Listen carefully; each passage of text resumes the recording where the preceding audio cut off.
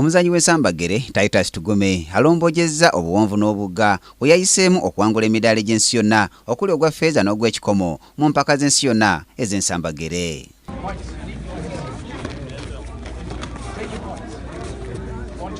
Tugume ategeezezza nti amaanyi n'okwewaayo bye byamuyambye okutuuka ku buwanguzi. Badde USA mu mpaka ze nabaddemu z'ensi yonna Orlando, Florida nga gye nawangudde emidaala ebiri ogwa silver ne bronze. Ninzanya style bbiri we nawangulidde omudaala ogwa bronze nga yebadde style gye bayita point style fighting. Then we nawangulidde ogwa silver ye bayita kick light. Annyonnyodde nga bwe kitaabadde kyangu kutuuka ku buwanguzi buno. Sponsorship tiyabadde nungi, for example as in sponsoring my training.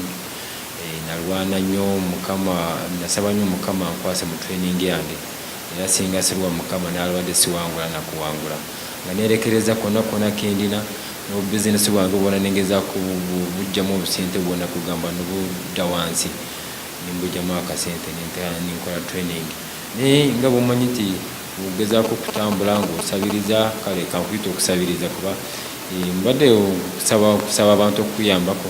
Agambye nti wakulwana n'okufiirawo okulaba ng'omuzannyo gw'ensambagere guyitimuka mu ggwanga era n'asaba gavumenti okwongera ensimbi mu by'emizannyo olw'okusobozesa eggwanga lyattu Uganda okututumuka. Tuteekamu ssente kuba naffe eggwanga lyaffe tuliteeka ku standard.